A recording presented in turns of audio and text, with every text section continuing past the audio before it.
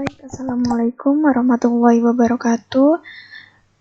Teman-teman, untuk pertemuan kedua multimedia kali ini kita akan belajar mengenai macam-macam fungsi pada Microsoft Excel. Baik, langsung saja. Yang pertama, fungsi dari Microsoft Excel yaitu ada fungsi statistik, di mana fungsi ini untuk menyelesaikan perhitungan min atau rata-rata, median, standar deviasi, dan lain-lain. Pada fungsi ini meliputi count,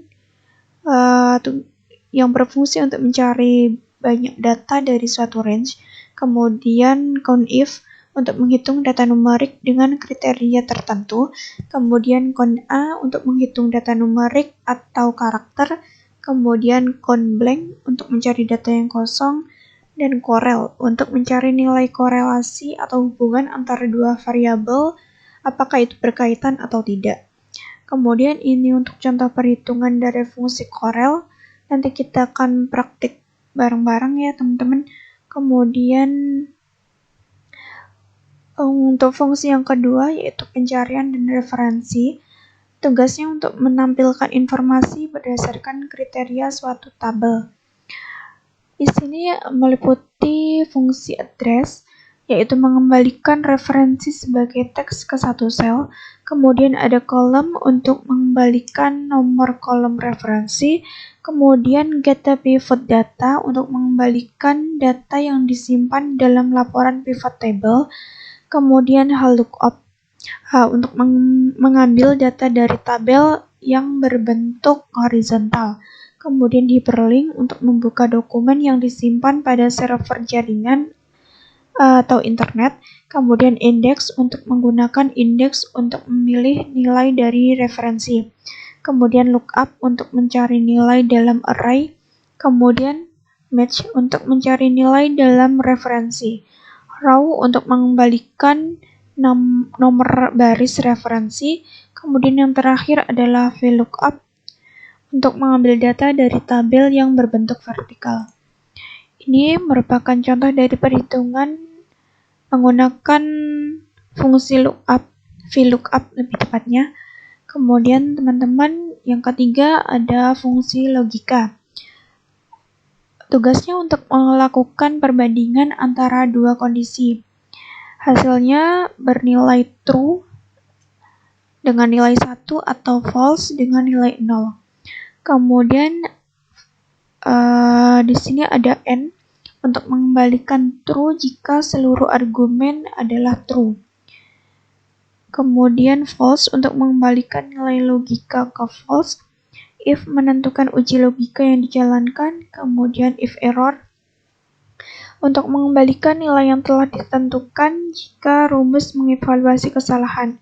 Kemudian ada not mengembalikan logika argumennya. OR untuk mengembalikan true jika setiap argumen true. Kemudian true untuk mengembalikan nilai logika true. Kemudian XOR untuk mengembalikan eksklusif logika OR dari semua argumen. Ini merupakan contoh perhitungan fungsi if. Di sini untuk mencari nama barang dan juga spesifikasi dari kategori. Kemudian yang keempat ada fungsi database. Fungsinya untuk mempermudah perhitungan dan pencarian data dalam bentuk database. Biasanya nanti tabelnya berbentuk database sehingga langsung dicari di dalam database tersebut. Dalam fungsi database ini terdiri dari di average, yaitu mengembalikan rata-rata dari database yang dipilih, kemudian di account untuk menghitung sel yang tidak kosong dalam database, kemudian di chat untuk mengekstrak satu rekaman dari database yang cocok dengan kriteria tertentu, kemudian di max untuk mencari nilai maksimal dari entry database yang dipilih, kemudian di min untuk mencari nilai minimum dari entry database yang dipilih, kemudian di product untuk mengalihkan untuk mengalihkan nilai dalam bidang rekaman tertentu yang cocok dengan kriteria dalam database. Kemudian di-sum untuk menambahkan jumlah dalam database yang cocok dengan kriteria tertentu. Kemudian ini contoh perhitungan fungsi database menggunakan fungsi the-sum. Kemudian yang terakhir ada data validasi, di mana data validasi ini untuk menentukan jenis data yang akan dimasukkan pada sebuah sel sesuai kriteria. Di sini misalnya ada kode cabang, ada sub, JKT, dan YUG. Tujuannya untuk apa sih? Untuk menghindari kesalahan penulisan. Jadi teman-teman bisa langsung milih. Nanti di sini disuruh input data. Jadi teman-teman langsung klik aja. Nanti ada seperti Dropbox seperti itu. Kemudian ini merupakan cara untuk membuat data validasi. Pertama teman-teman klik selnya, sel yang akan dipilih, kemudian menuju ke data, kemudian ke toolbar data validasi, kemudian pilih data validation. Kemudian yang kedua, setelah tampil data validation, pada menu setting itu pilih allow list, kemudian source-nya ini isi dari inputan yang akan digunakan. Di sini saya milih sub, JKT, dan YUG, dimana ini nanti berisi data-data yang akan dipilih. Kemudian yang ketiga, pada menu input message, di sini titelnya itu pesan. Nah, di sini nanti ada pesannya, apa yang harus dipilih, seperti itu. Kemudian untuk message-nya input kode cabang, sub, JKT, YUG. Oke, kemudian kita langsung ke praktiknya saja. Nah, di sini kita akan coba dari fungsi statistik. Kita coba untuk Corel-nya dulu. Nah, Corel-nya di sini untuk mencari nilai korelasi apakah jam belajar itu mempengaruhi nilai Y di sini. Dengan cara selalu pakai Corel, selalu pakai sama dengan untuk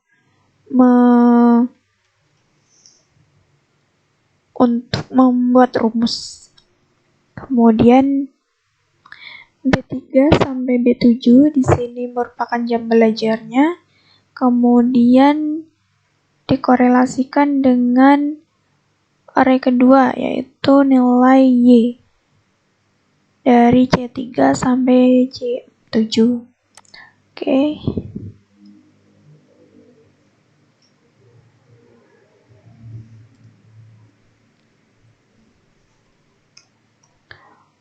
Corel. Coba kita hitung ya, teman-teman.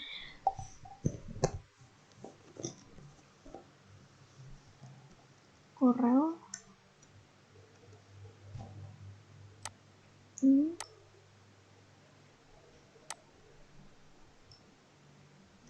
titik koma nilainya, dan ini tadi tutup kurung, dan ini hasilnya adalah 0,9822.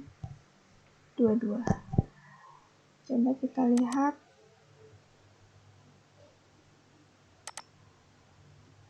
untuk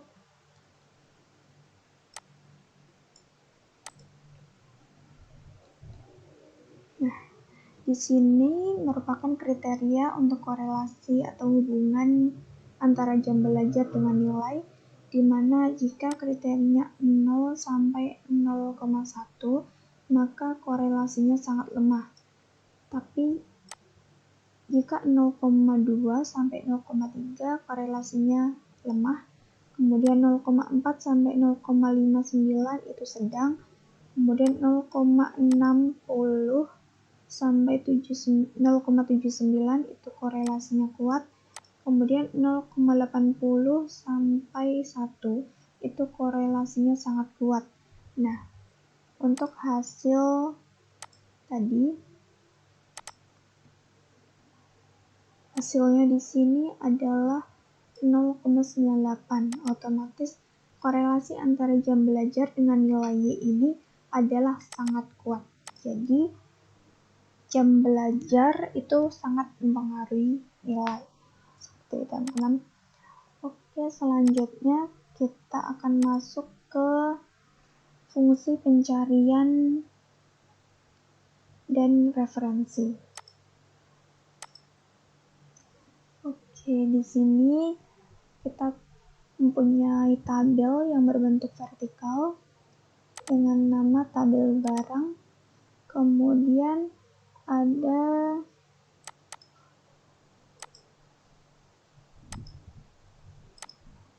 tabel yang berbentuk horizontal, yaitu tabel salesman. Kita coba, teman-teman. Nah, di sini untuk harga, karena diambil dari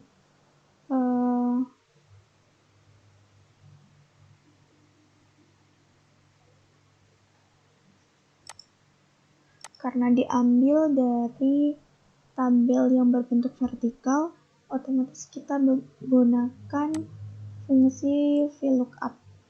Kemudian kita pilih left karena kita ambil dari sisi kiri. Kemudian kita pilih A4, yaitu ini kode barang yang akan kita cari harganya. Kemudian 6 itu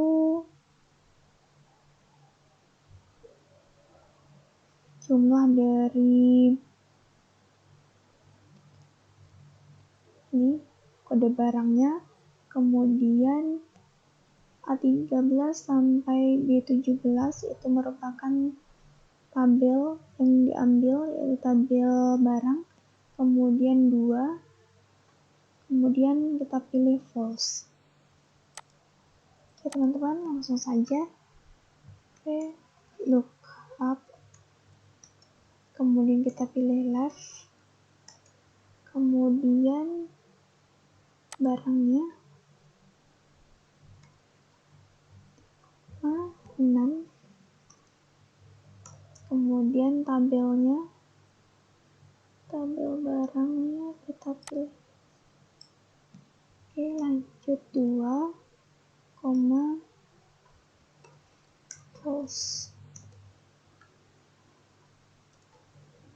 Oke, kita lihat apakah betul kode barang LCD29 ada di harga 1 juta. Ternyata betul ya, teman-teman ya. Oke, begitu juga dengan cara mencari salesman dengan menggunakan VLOOKUP, kemudian write A4 masih di kode barang, kemudian 3 itu merupakan jumlah dari kode cabangnya. Kemudian untuk A21 sampai D22 itu merupakan tabel salesman, kemudian 2 false. Kita coba, teman-teman. Look up, kemudian pilih right, kemudian ini 3, kemudian 2 false. Untuk Soraya. Jadi, teman-teman, salesman ini mendeteksi dari kode barang sub karena ngambilnya dari kode cabang. Kalau kita kemudian untuk mencari nama barang, kita gunakan if, kemudian kita ambil dari A2 itu kode barangnya, kemudian kita masukkan jika nama kode barangnya LED, maka itu merupakan LED TV. Kemudian jika LCD, maka LCD TV. Seperti itu ya teman-teman. Itu juga dengan spesifikasi. Di sini jika spesifikasinya 29, maka 29 inch. Kita ambil dari A2 kode barang, kemudian 5 itu dari ini, 2 itu dari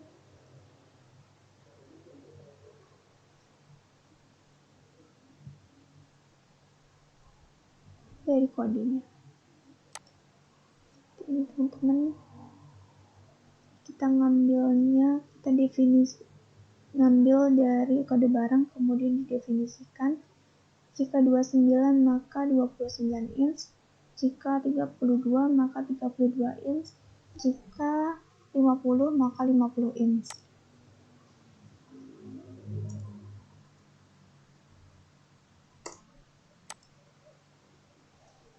Oke. Kemudian kita coba cari. Nah, ini untuk selanjutnya untuk penggunaan CONIF. Di sini untuk mencari data pegawai pada divisi sales banyaknya berapa, kemudian untuk mencari banyak pegawai yang memiliki gaji lebih dari 5 juta. Nah, untuk mencari pegawai yang berada di divisi sales menggunakan CONIF, kemudian kita ambil divisinya, kita blok, kemudian kita kriterianya kita ambil sales.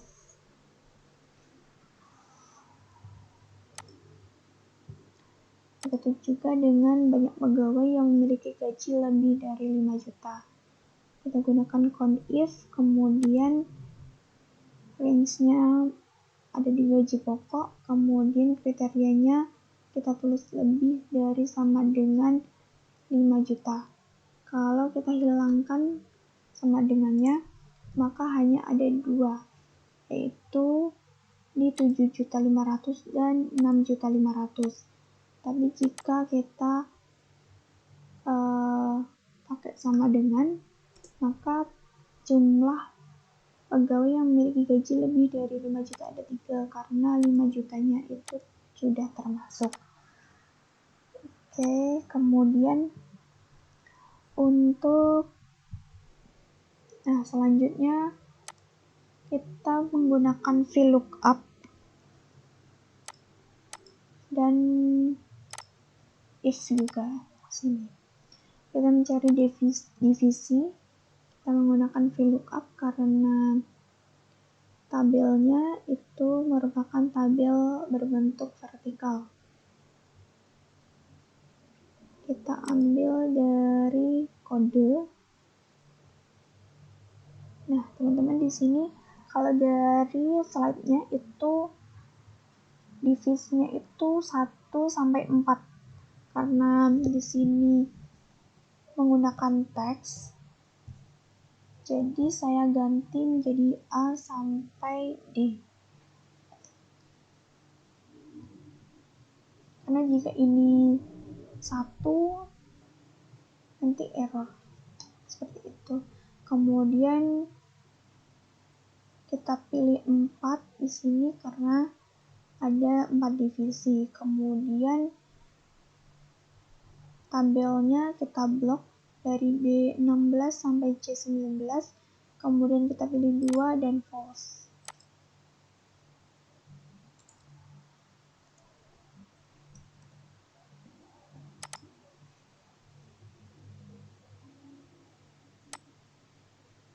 Kita coba ya teman-teman. Look up, left,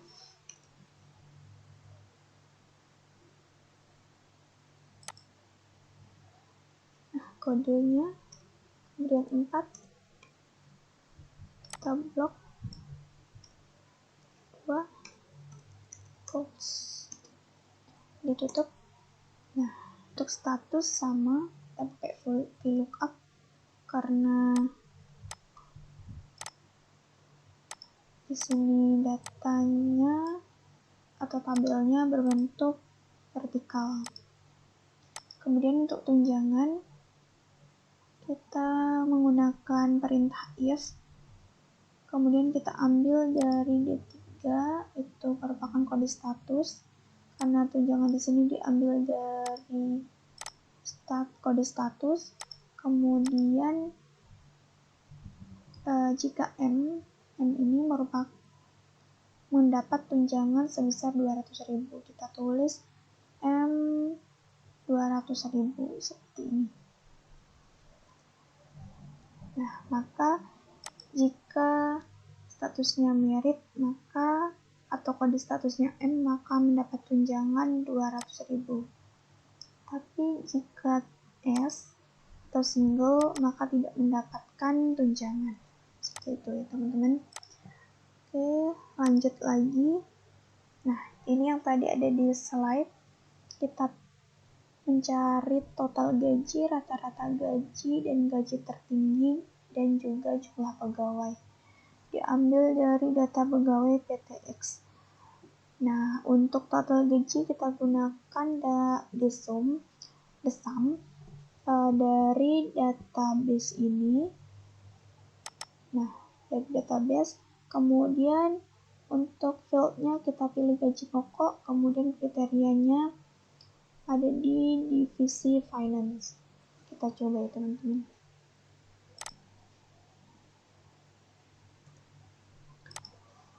Sama dengan the sum, database-nya dari kode pegawai sampai pendidikan.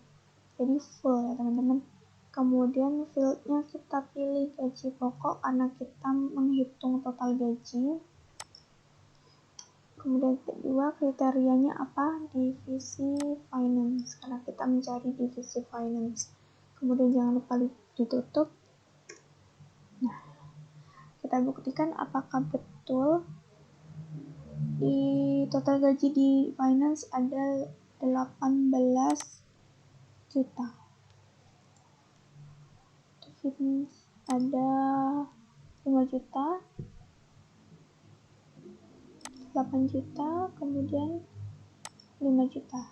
Nah, berarti betul ya teman-teman kalau totalnya ada 18 juta. Kemudian untuk mencari rata-rata gaji masih sama, cuma perintahnya aja yang beda yaitu the average. Kita coba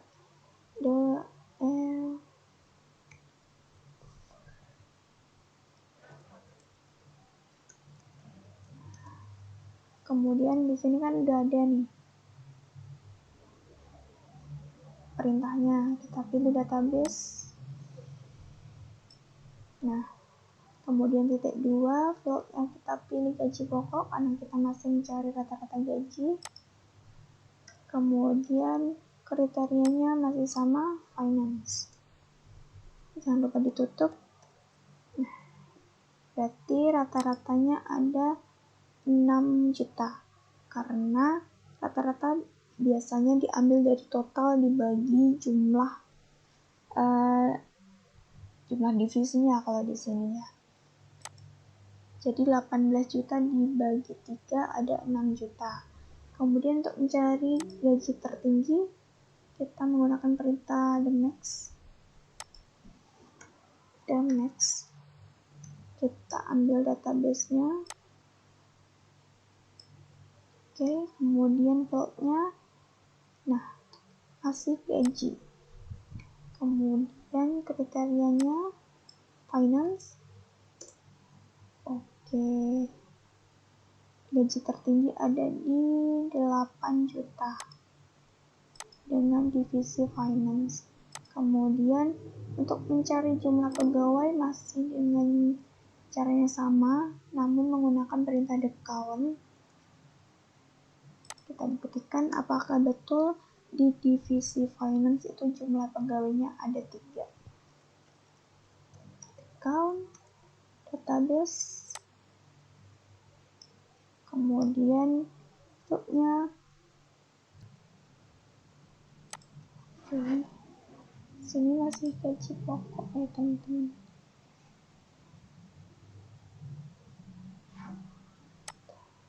Coba kita ulangi lagi.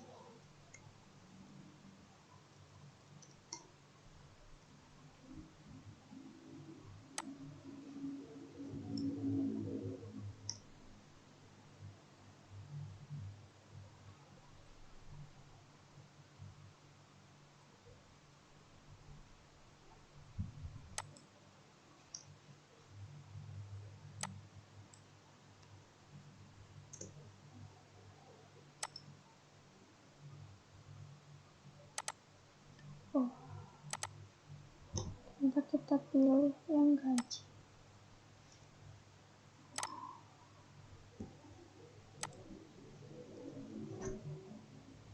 Oke, jadi gini ya teman-teman.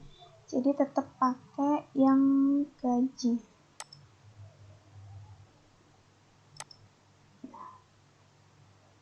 Coba yang ini kita hapus. Nah, teman-teman kalau misalnya ini langsung kita blok kayak gini, ini kan value ya. Jadi teman-teman bisa gunakan metode seperti ini. Kita blok, kemudian kita ke data.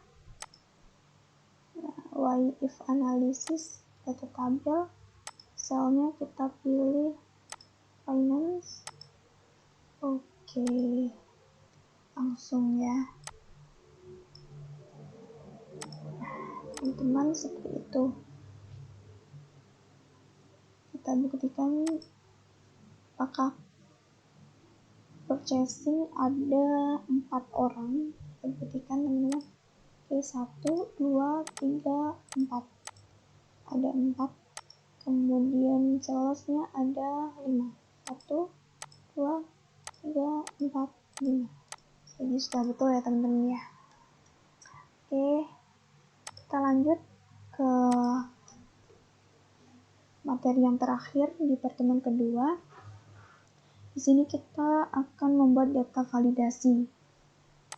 Nah, bentuk dari data validasi nanti ada pesan untuk menginputkan kode cabang yang berupa sub, JKT, dan YUK.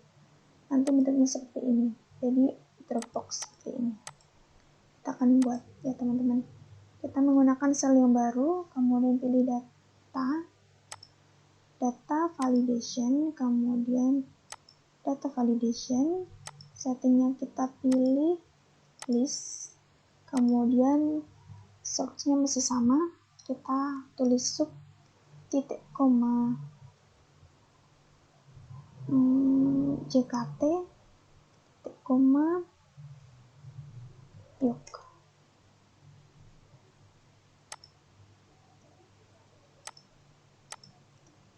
Kemudian inputnya pesan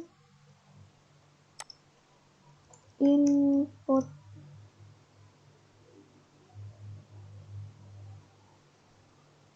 kode cabang koma sub koma JKT koma YUK. Seperti ini pengaturannya. Kemudian kita pilih OK. Nah, otomatis nanti akan tampil seperti ini teman-teman. Ini sebelum dipilih ya. Pesan input kode cabang sub JKT Yok. Kemudian kita pilih JKT. Nah, begitu juga seterusnya teman-teman. Nah, oke. Mungkin itu saja teman-teman yang dapat saya sampaikan untuk pertemuan kedua kali ini. Bisa dipelajari untuk trik-triknya, untuk penggunaan fungsi-fungsinya dari Microsoft Excel. Oke, mungkin itu yang dapat saya sampaikan. Nanti jika ada pertanyaan boleh langsung ditanyakan melalui grup atau japri, boleh. Jangan lupa untuk latihan, nanti juga dikerjakan tugasnya. Sudah saya upload di ruang tugas di Mail Nusa. Silahkan dikerjakan sendiri-sendiri ya teman-teman untuk latihan. Oke, mungkin itu yang dapat saya sampaikan. Kurang lebihnya mohon maaf. Wassalamualaikum warahmatullahi wabarakatuh.